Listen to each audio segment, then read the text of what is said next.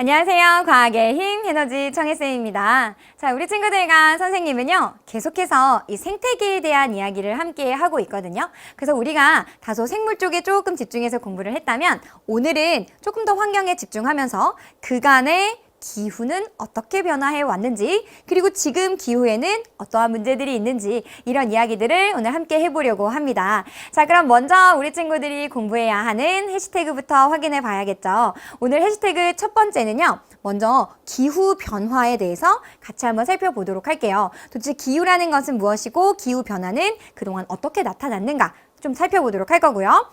두 번째는 그렇다면 지금 문제가 되고 있는 것은 무엇인가 한번 생각해보면 우리 친구들 참 많이 이야기를 들었을 거예요. 온실효과, 지구온난화.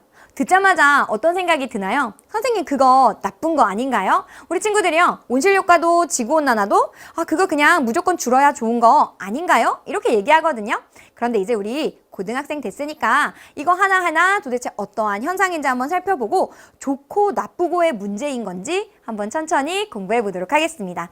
자, 그러면 오늘의 공부 역시 선생님이 픽한 사진, 우리 친구들의 공스타그램에 올라갈 그 POTD 만나면서요, 공부 시작해 보도록 하겠습니다. 자, 오늘 선생님이 픽한 사진은요, 바로 이 사진입니다. 어떤가요? 선생님 항상 POTD 볼 때요, 저 사진은 또 뭐지? 저 그림은 뭐지? 라는 생각이 들었는데 아마도 이 사진은요, 선생님 생각하기에 우리 친구들이요, 꽤나 익숙하게 볼 수 있을 것 같아요. 왜냐면 사실 초등학교 때도 또 중학교 때도 꼭 과학에서뿐만 아니라 아마도 사회라는 과목에서도 우리 친구들이 이 그래프 본 적이 있을 거거든요.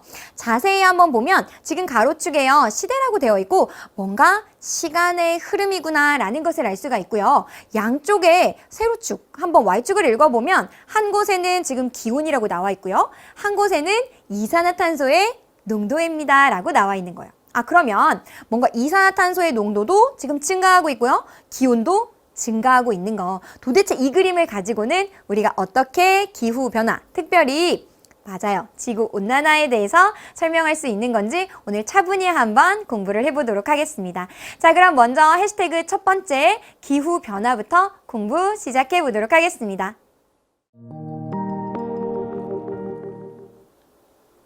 자, 그러면 우리가 중학교 때는 기후라는 것을 공부했을까요? 공부하지 않았을까요? 선생님, 저 진짜 기후라는 건 공부 안 한 것 같아요. 맞아요. 근데 선생님이 한번 이렇게 질문을 해볼게요. 그러면 날씨에 대해서는 공부했나요? 맞아요. 우리가 중학교 3학년에서 2단원에 기권과 날씨라는 것을 공부하면서 어떻게 구름이라는 것이 만들어지고 그렇게 구름이 생기면 비가 올 확률이 높아지죠. 어떻게 비가 오고 어떻게 눈이 오고 바람은 어떻게 부나요? 라고 하면서 우리가 일기도라는 것도 같이 한번 살펴봤거든요. 뭔가 날씨에 대해서는 공부를 한 것 같아요. 그럼 선생님이요, 다시 한번 질문해 볼게요. 우리 친구들, 그럼 날씨와 기후는 어떻게 다른가요? 조금 더 어렵게 우리 친구들 날씨를 알기 위해서 뭘 봐요? 맞아요, 일기예보 보거든요. 그러면 날씨와 일기는 또 어떻게 다른가요? 뭔가 비슷해 보이는 이 단어들을요, 오늘 먼저 같이 정리하면서 이 기후 변화 안으로 들어가 보도록 하겠습니다. 자, 그럼 먼저 우리 친구들, 일기라는 것이 도대체 뭘까? 우리가 한 일주일 정도의 날씨를 알기 위해서 우리 뭐 봐요? 일기예보를 보거든요. 이번 주 화요일은 어떻구나. 이번 주 수요일은 비가 온대. 이번 주 목요일은 화창하대. 이런 것들요, 우리 일기예보를 통해서 알 수 있다고요. 즉, 일기라는 것이 무엇이냐면 시간에 따라 계속 변화하고 있는 며칠 동안의 날씨를 이야기하는 거다라고 보시면 돼요. 그럼 선생님, 일기와 기후는 어떻게 다른가요? 기후의 정의를 한번 보시면 얘는요, 오랜 시간에 걸쳐서 나타나는 그 날씨의 평균적인 상태를 나타낸다는 거예요. 그래서 왠지 우리가 기후라고 하면 어느 지역의 기후, 이런 표현 많이 들어봤을 거거든요. 그러니까 오랜 시간 동안 그 지역에 나타나는 그 날씨, 평균적인 그 상태를 우리는 기후라고 한다라고 이해하시면 되겠습니다. 자, 그럼 이런 기후를 결정하는 요소들이 있겠죠.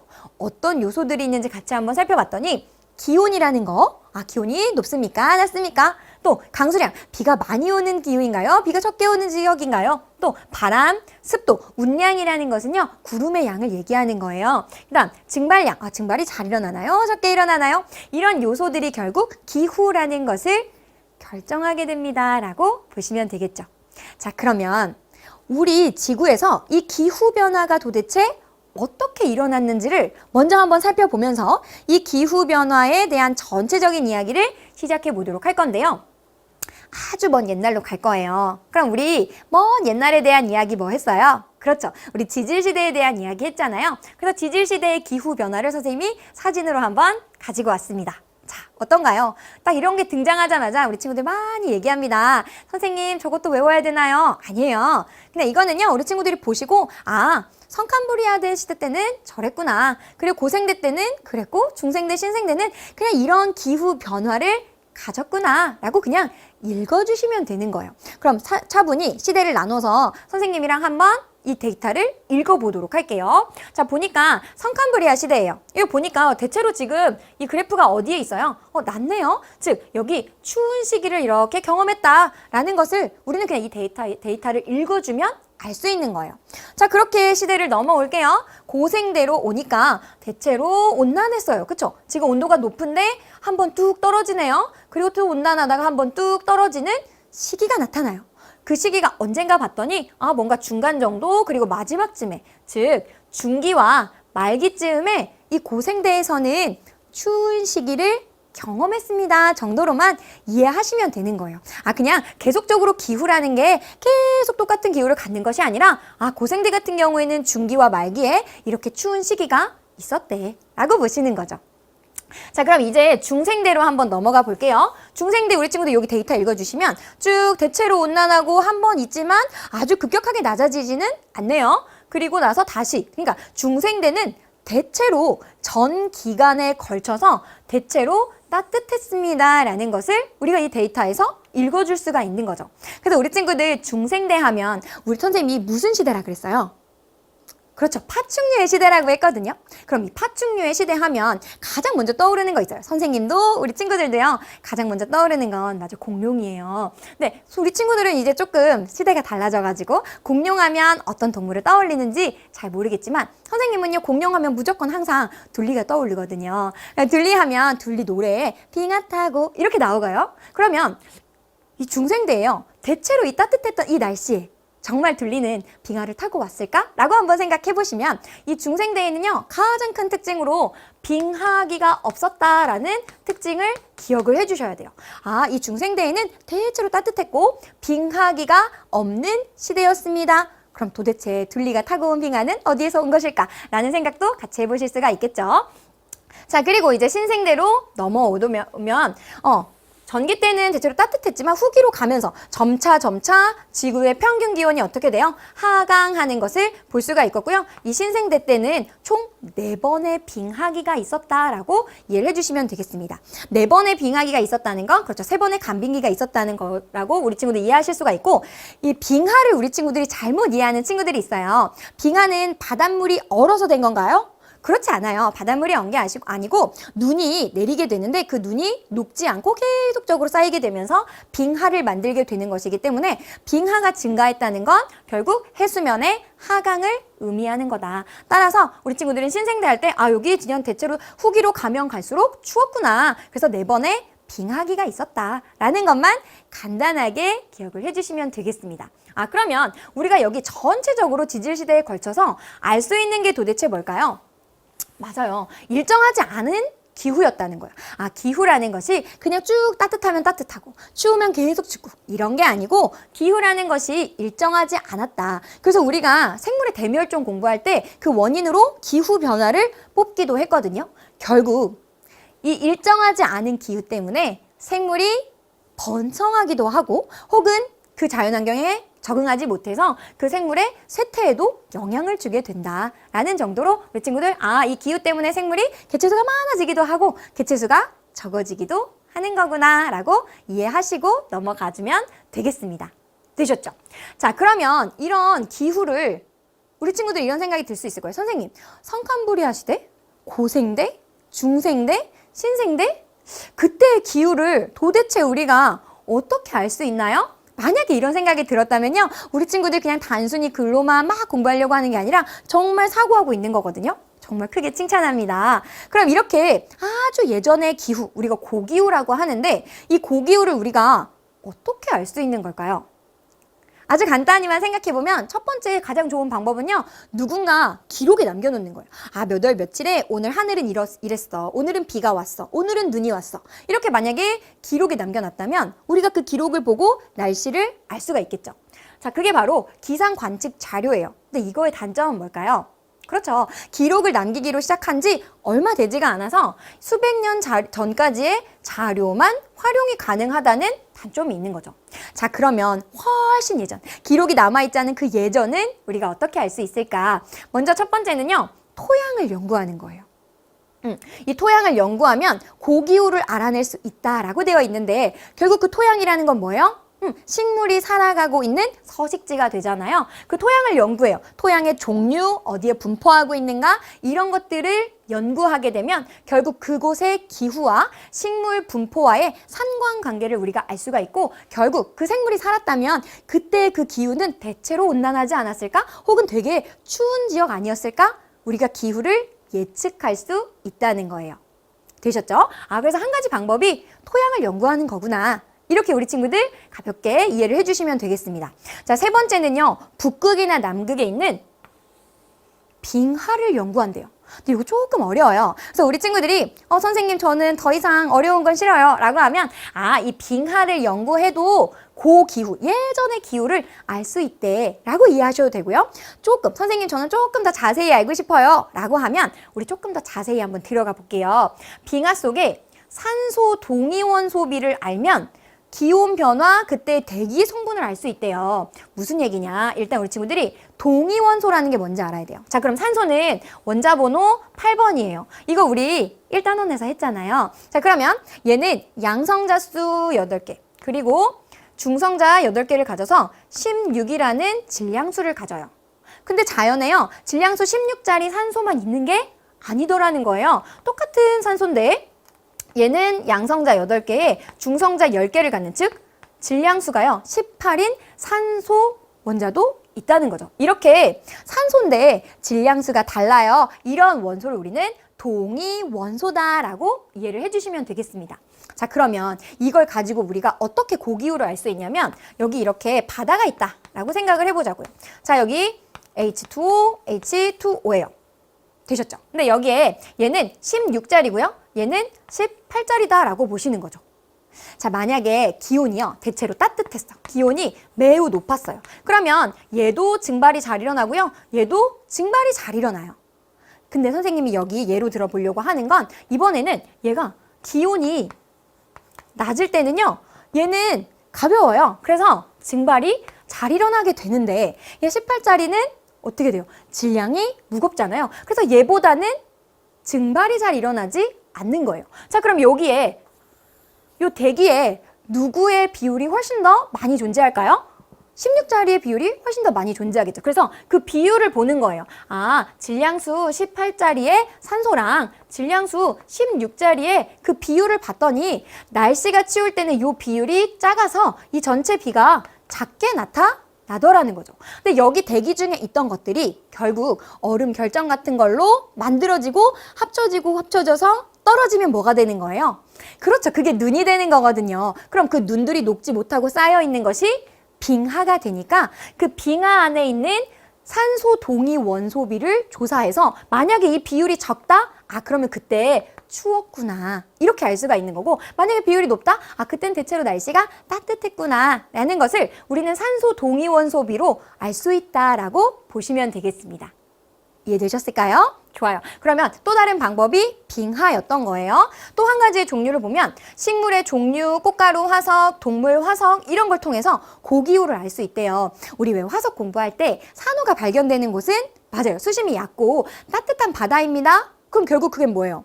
그렇죠. 수온의 분포를 우리가 알 수 있는 거죠. 그래서 지금 보면 해수의 온도 변화를 알 수 있다. 이렇게 되어 있고요.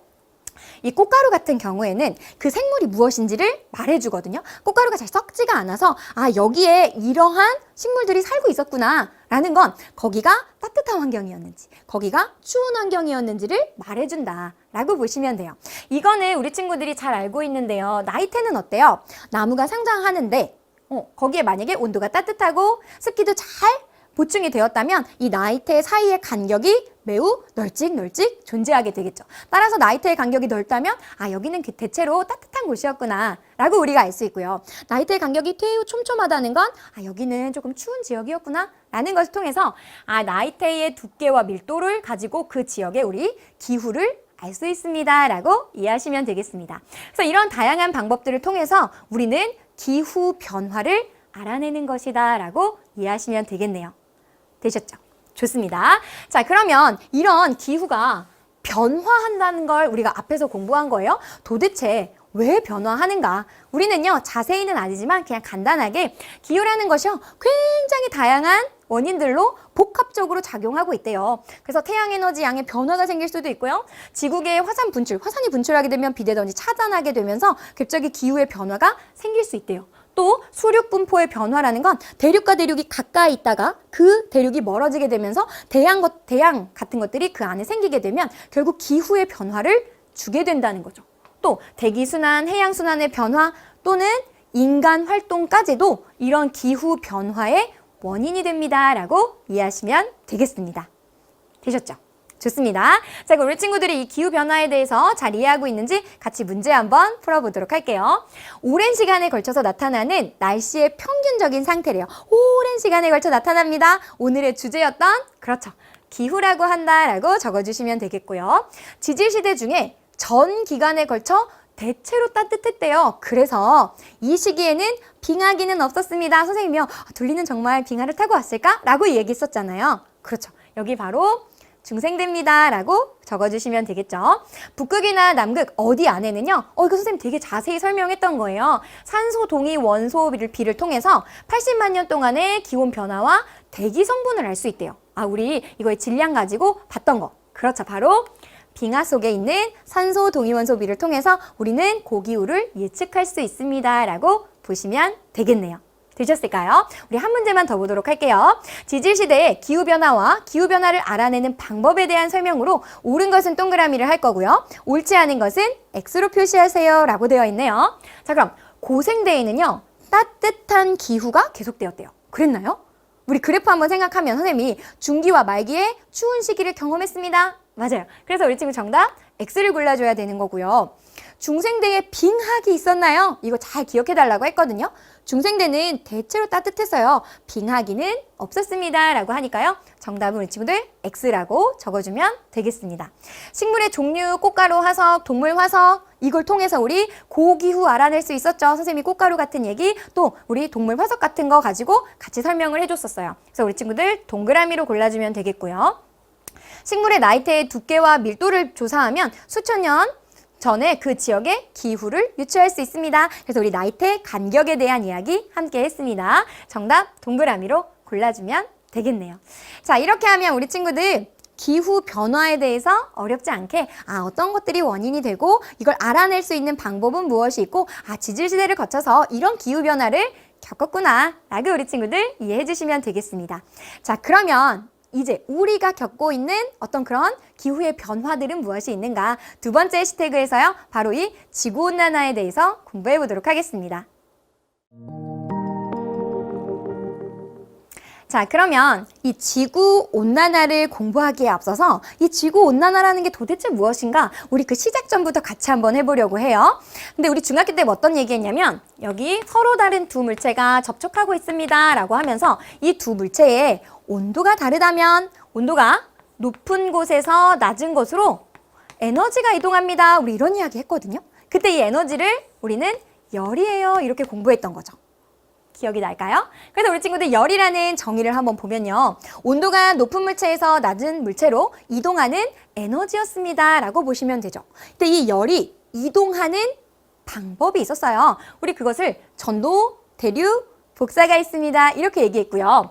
전도와 대류 같은 경우에는 물질의 도움을 받는 거예요. 물질의 도움을 받아서 열이 전달되는 방법이었다면, 여기에 이 복사라는 것은요, 물질의 도움 없이 열이 직접 이동하는 것이었다라고 우리가 이야기를 했거든요. 자, 그럼 이 복사 에너지에 오늘은 조금 더 집중을 해보자는 거예요. 자, 그럼 복사 에너지를 선생님이 다시 한번 정의해 보도록 할게요. 자, 복사 에너지가 뭔가 봤더니 물질의 도움을 받지 않고요. 복사의 형태로 직접 전달되는 에너지입니다 라고 되어 있어요. 우리는 두 가지의 복사 에너지에 대해서 같이 정의를 해볼 건데요.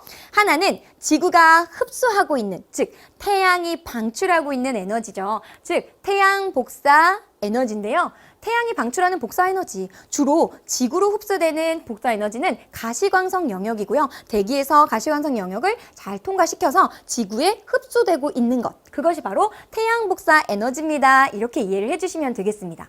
자, 그럼 지구는요, 이 태양 복사 에너지를 받아서 결국 이 지구도 열을 방출하게 되거든요. 즉 지구가 방출하는 복사 에너지를요, 우리는 지금부터 지구 복사 에너지입니다 라고 불러주시면 되고, 지구가 내고 있는 그 에너지는 적외선 영역이다 라고 구분해 주시면 되겠습니다.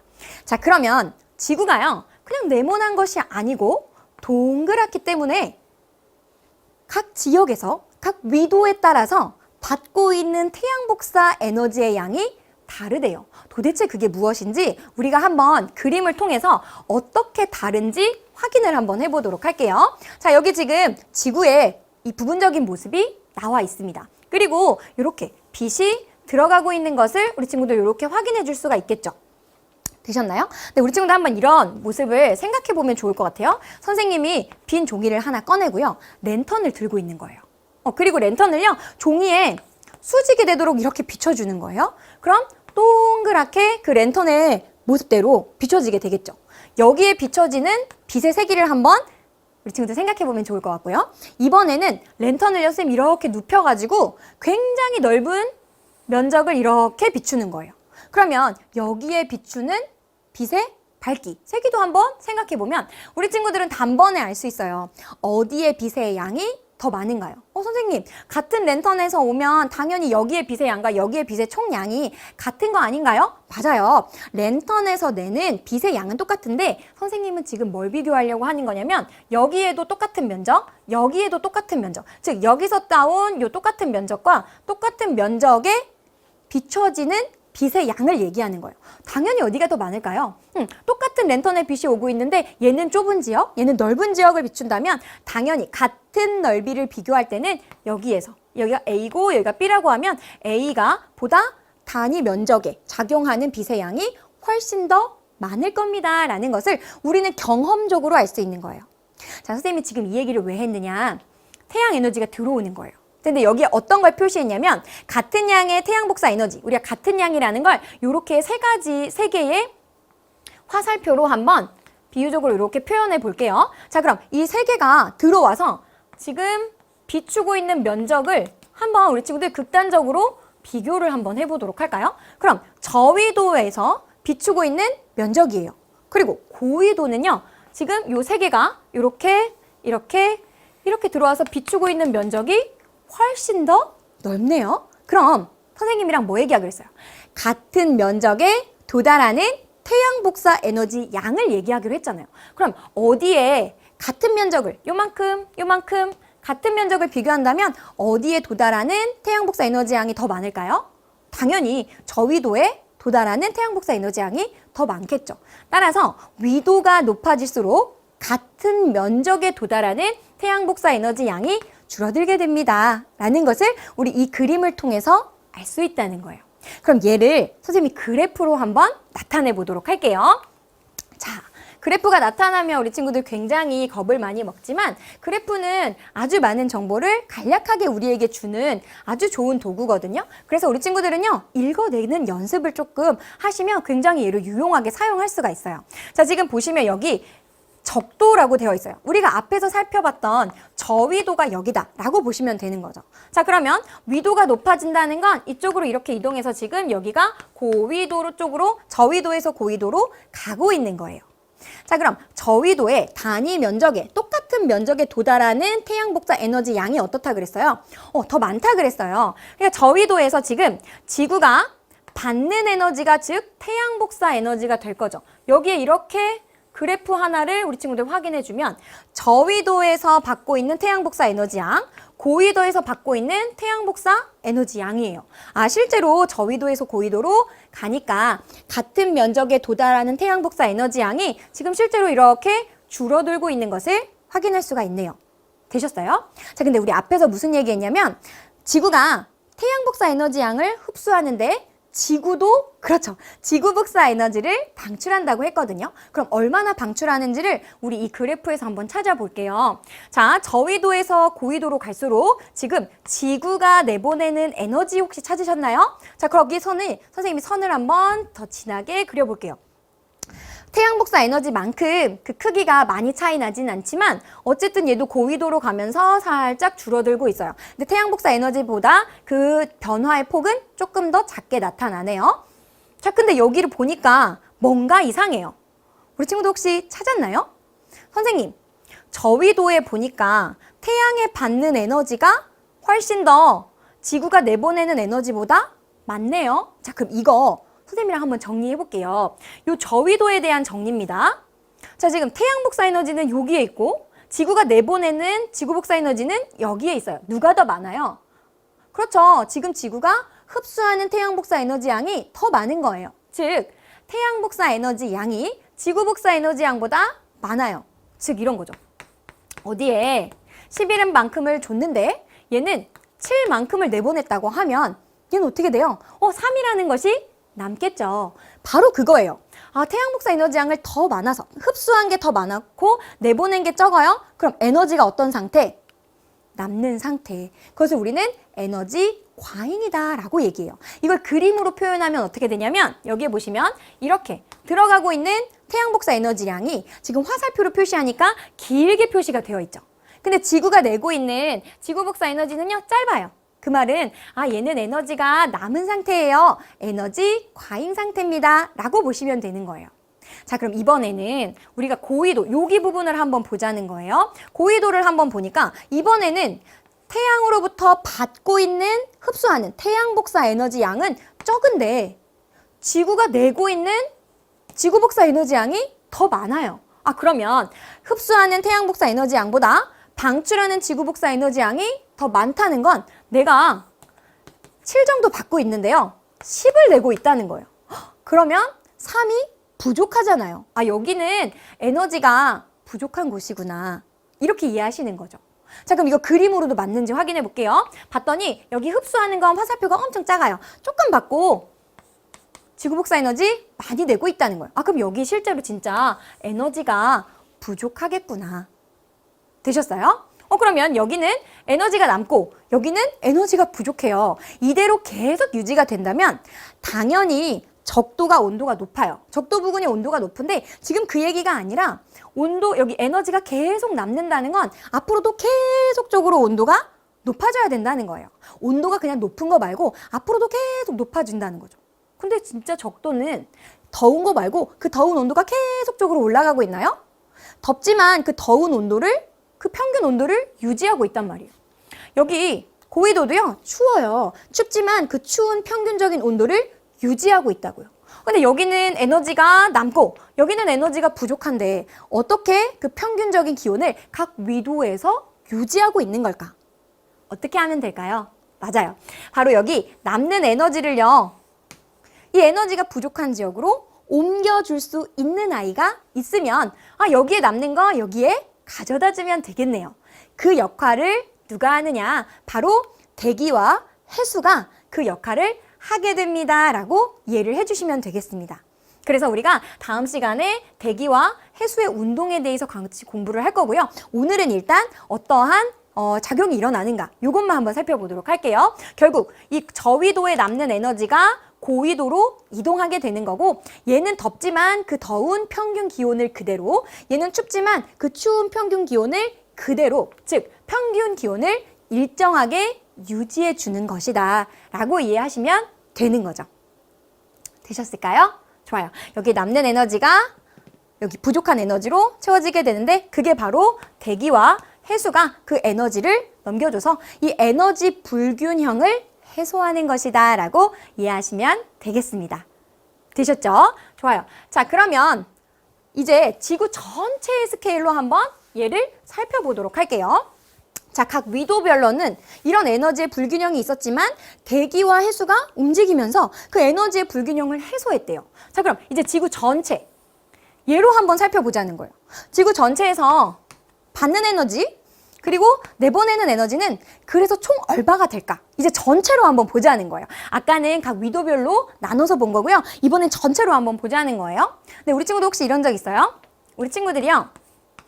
한 3,000원을 가지고 있었어요.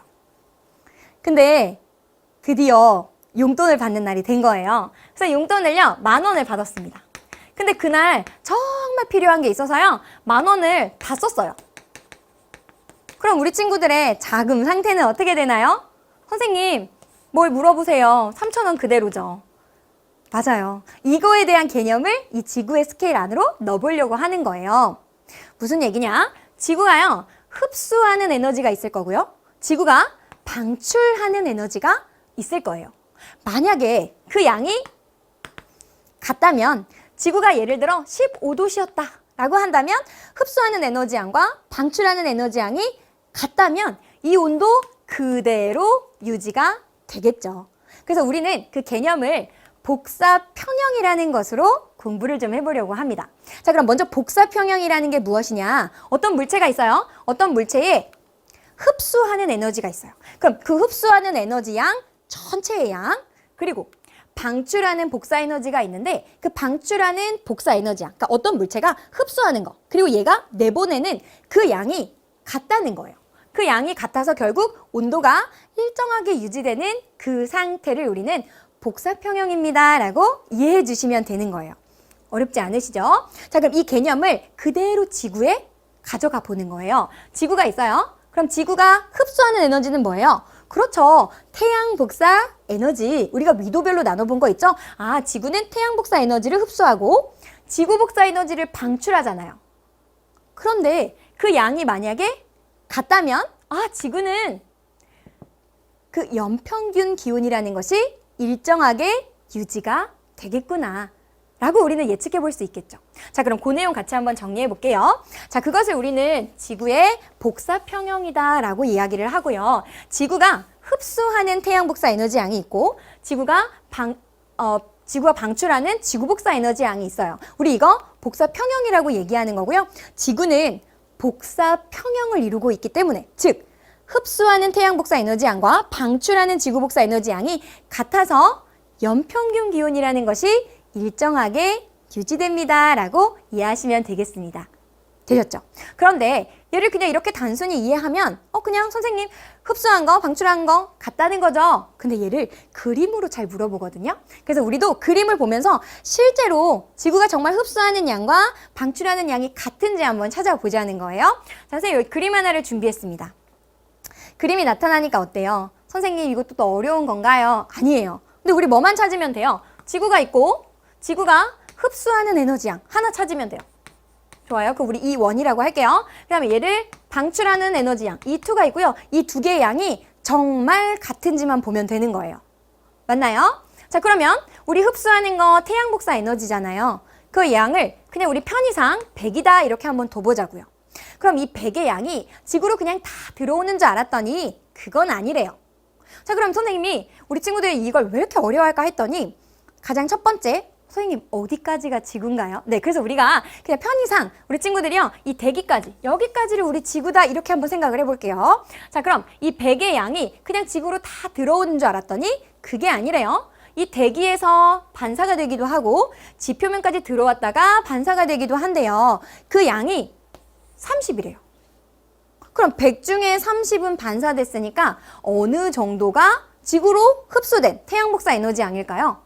당연히 선생님 70이죠. 이 정도를 뭘 물어보세요. 맞아요. 자, 그럼 지금 이 원 찾은 거예요. 70만큼이 지구로 흡수된 태양 복사 에너지가 되는 거죠. 자, 그럼 복사평형 이루려면 지구는 얼마만큼만 내보내면 돼요?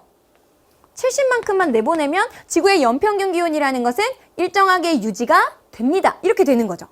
그럼 지금 70 들어왔으니까 얼마만큼만 찾으면 돼요? 70만큼. 그랬더니 옆에 보니까 지구 복사 에너지가요 70만큼 나가고 있대요. 자, 그럼 우리 이 설명 끝난 거예요.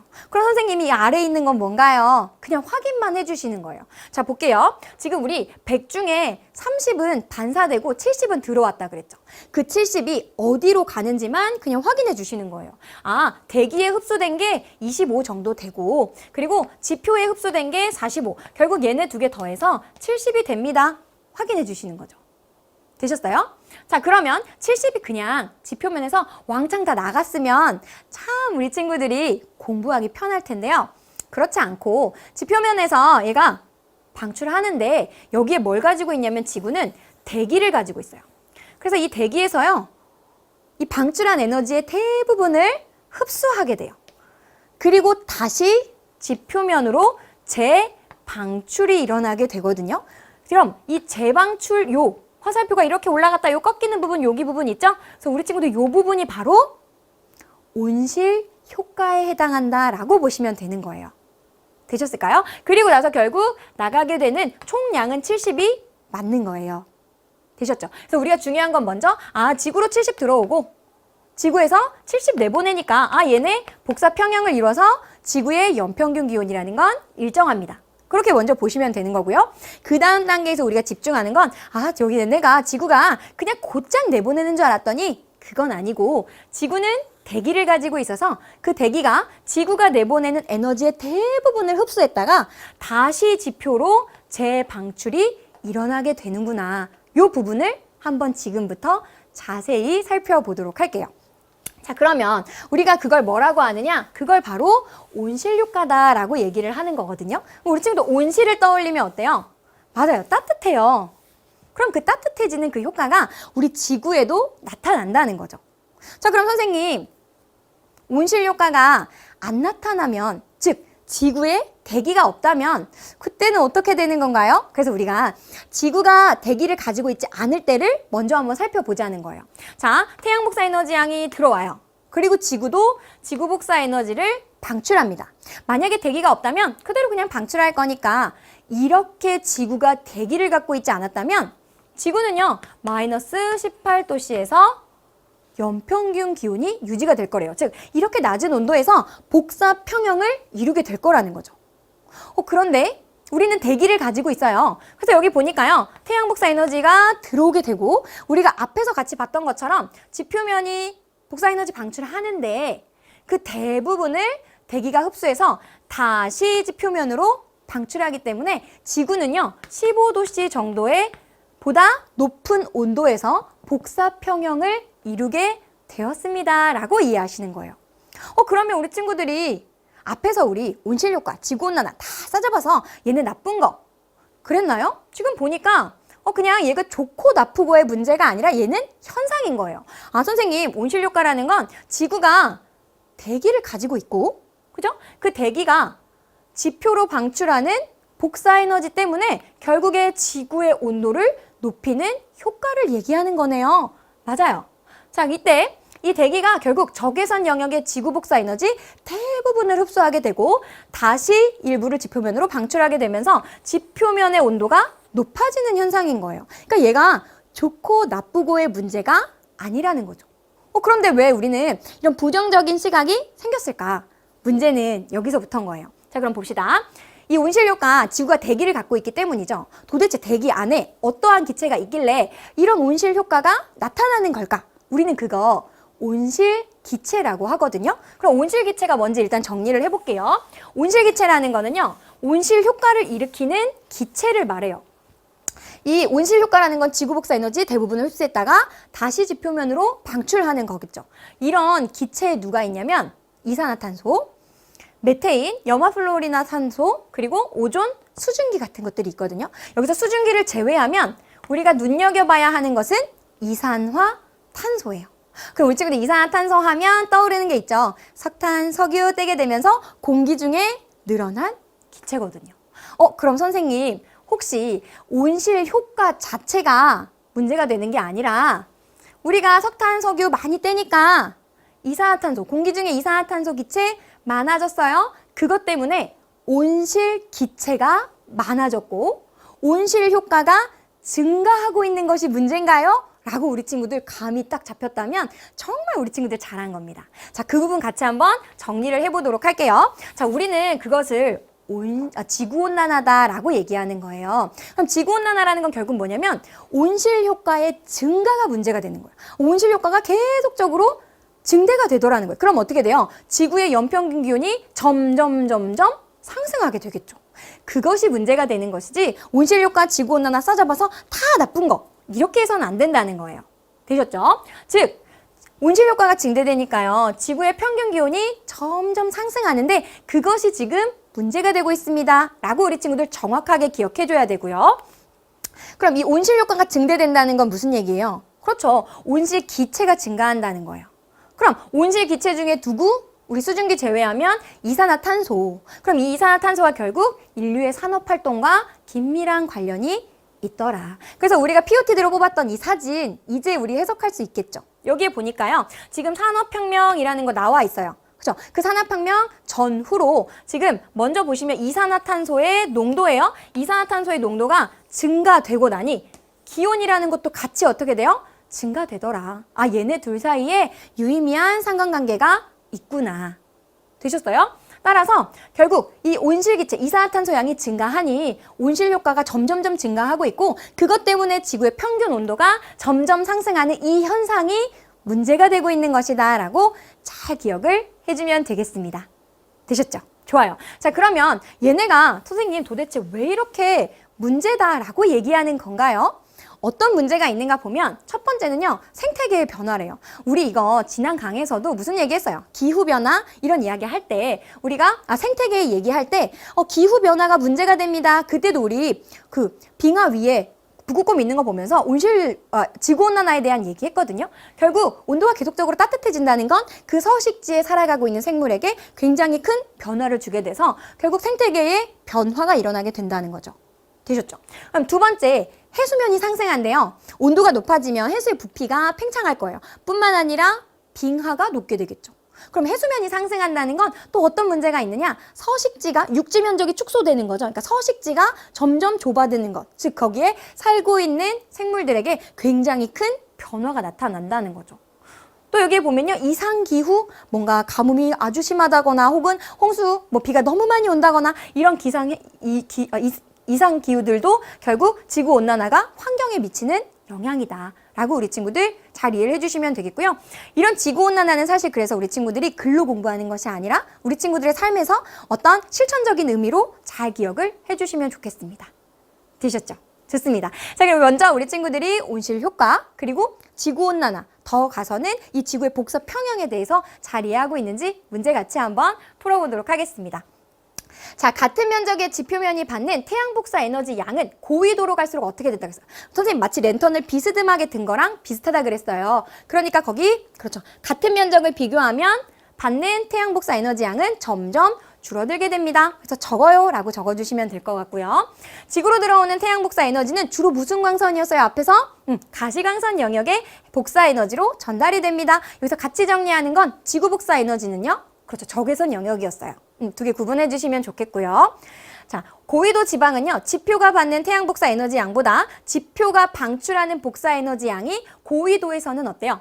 많다. 라고 적어주시면 되겠고요. 그리고 따라서 고위도 지방은 에너지가 어떻게 돼요? 적게 받는데 많이 내니까 부족한 상태다. 라고 정리해 주실 수 있겠죠. 위도별로 에너지 불균형이 있어요. 그리고 평균 기온이 크게 차이가 나질 않는데요. 분명히 위도별 에너지 불균형이 있으면 계속 더운 데는 점점 더 더워져야 되고 추운 데는 계속 추워져야 될 것만 같은데 그렇지 않다라고 얘기했어요. 왜? 움직일 수 있는 애가 있었죠. 바로 누구예요? 대기와 해수가 운동에 의해서 저위도에 남는 에너지를 고위도로 이동하기 때문이었습니다. 라고 잘 정리를 해주시면 되겠습니다. 자, 그 다음 문제 볼게요. 지구온난화에 대한 설명으로 옳은 것은 동그라미 할 거고요. 옳지 않은 것은 X로 표시하시오 라고 되어 있네요. 지구온난화는요. 온실 기체의 감소? 지구의 평균 기온이 상승하나요? 지구의 평균 기온 상승한다는 건 온실 효과가 증가되는 것이고 온실 효과가 증대된다는 것은 온실 기체가 증가하는 것이 되겠죠. 따라서 우리 친구 정답 X로 골라주면 되겠고요. 지구온난화로 인해 해수의 온도 상승으로 해수면이 어떻게 된다 그랬어요? 해수의 온도 상승은 해수의 부피가 팽창하니까 해수면이 상승합니다. 그 얘기 했었죠. 그래서 동그라미로 골라주면 되겠고요. 대기 중 이산화탄소의 농도가 증가하게 되면 지구의 기온이 내려가나요? 근데 여기 보면 이산화탄소예요, 지금. 이산화탄소는 그렇죠, 우리 온실 기체. 그럼 온실 효과가 증대가 될 테니까 결국 지구의 평균 기온은 상승하게 되겠죠. 근데 지금 내려간다 이렇게 되어 있으니까요. X로 골라주면 되겠습니다. 자, 수증기를 제외하면요. 지구온난화에 가장 큰 영향을 주는 기체는 바로 이산화탄소고 이것이 인류의 활동과 연관되어 있어서 지금 문제가 되고 있습니다. 라는 거 같이 정리를 해주시면 되겠습니다. 그래서 동그라미로 골라주면 되겠네요. 자, 그 다음 문제 볼게요. 지구의 복사평형에 대한 설명으로 우리 옳은 것은 동그라미, 옳지 않은 것은 X로 표시해 보도록 할게요. 자, 지구로 들어오는 복사 에너지는요. 주로 가시광선 영역에 복사 에너지로 전달됩니다. 이거 우리 앞에서 정리했던 거랑 일치하고 우리 태양 복사 에너지가 가시광선 영역이라는 거 정리하실 때 지구 복사 에너지는 그렇죠. 적외선 영역이다라는 거 꼭 같이 정리를 해줬으면 좋겠습니다. 그래서 우리 친구들 동그라미로 골라주면 되겠고요. 지구는 태양으로 받는 만큼의 에너지를 가시광선 영역의 복사 에너지로 방출한다? 우리가 지금 방금 정리한 거죠. 지구 복사 에너지는 그렇죠. 적외선 영역이었지 가시광선 영역이 아니었어요. 그래서 우리 친구 정답 X로 골라주면 되겠습니다. 지구는요. 흡수하는 태양 복사 에너지 양과 방출하는 복사 에너지 양이 균형을 이룹니다. 우리 지구는 복사 평형을 이룹니다. 라는 이야기 했으니까요. 지금 정답 동그라미로 골라주면 되겠습니다. 되셨죠? 좋아요. 자, 그럼 오늘의 마지막 문제 한번 풀어보도록 할게요. 그림은요. 지구 복사 에너지와 태양 복사 에너지에 의한 복사 평형을 나타낸 것이래요. 그리고 우리가 아주 자세히 살펴봤던 그림이에요. 그럼 여기 지금 적도라고 되어 있는 저위도에서 지금 고위도로 가면 갈수록 각각의 지구가 흡수하는 에너지와 지구가 내보내는, 즉 방출하는 에너지의 어떤 그래프였죠. 자, 그러면 저위도에서 고위도로 갈수록 둘 다 에너지의 양은 감소하는데 변화폭이 더 큰 게 누구였어요? 그렇죠. 태양 복사 에너지였거든요. 따라서 지금 보다 높은 데서 낮은 데로 이렇게 줄어들고 있는 B는 태양 복사 에너지일 거다.